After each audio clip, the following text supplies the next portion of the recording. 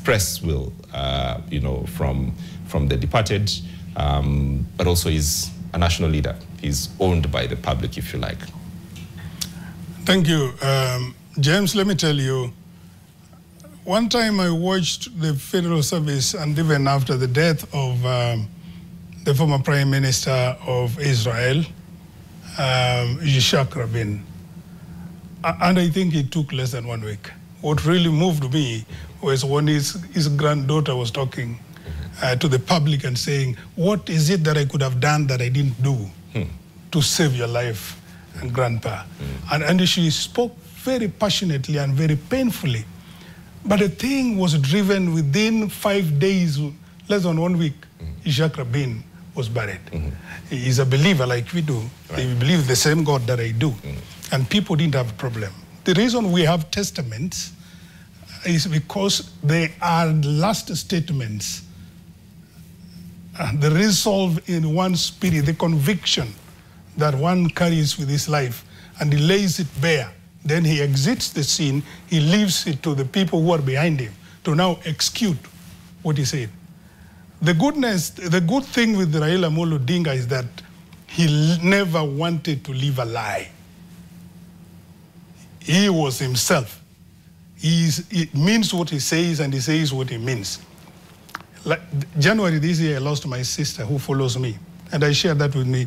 And we were at Gotramogi, welcoming dignitaries there. I was the chairman of the team, or the church team that was doing that. And he told me, Bishop, make sure you bury your sister immediately.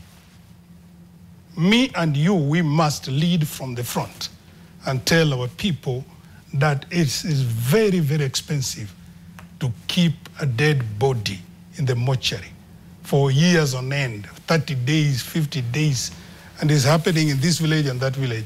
And he lived to propagate that to every occasion that he had. He would want to tell people that make it short, make it simple, and make it something that anybody else can want to copy. And the other day, we were visited with Corona here. How many days were we taking? It was immediate. It was immediate. Right. So I see no problem in us getting to honor the will of our departed brother Raila Amolo Odinga, the Honorable Prime Minister, and also marrying the same into what the church would otherwise have wished to do in the current arrangement, and even the traditions. I'm a Luo. Even the culture would not object to that. There is no place that we have a culture in Luo which says that people have to live in the morgue for 30 days. It's not written anywhere.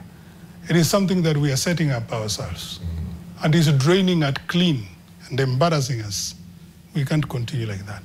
I want to congratulate Raila posthumously for setting a trend that people can copy. That you can take a few days, bury the dead, do less spending on funerals, and save money to help the people that are remaining behind.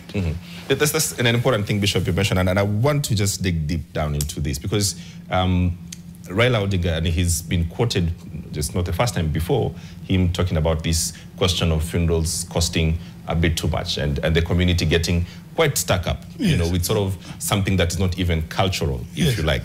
And him choosing this moment to say, well, I would live by my words. That 72 hours really means 72 hours. And, we've had to find ways in the state to say, well, 72 hours means when the body finally lands, that sort of thing.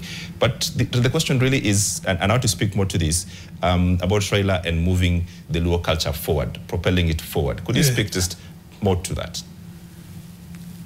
Well, people have talked about retrogressive Luo culture. And we have tried to delve deep into this. And we have never found anything close to what is happening now as having been propagated by our forefathers. And people pick things and they get used to them, and they call them culture. And we could name quite a few things that the time would not allow. Yes, today I have a neighbor who is also a cousin, a professor.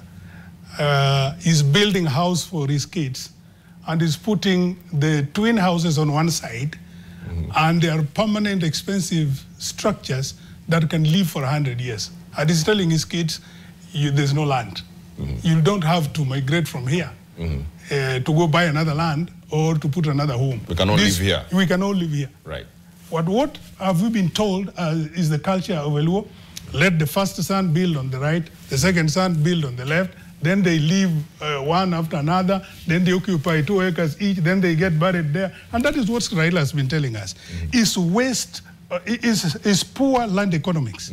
Yeah, the moment you have started burying people, littering the whole place with dead bodies, and misusing... You can't use it for agriculture. You can't use it for agriculture. The value goes down. Nobody will want to buy that land. Right. And you can see, already, not only is he giving us direction by the number of days he wants his body to take on before he's buried, he's also telling us, and he has been preaching this all along, that you can use a small space to bury all the dead. You understand? And leave the rest of the space for good use. Yes, do agriculture, do farming there. Talk to us, Bishop, a bit about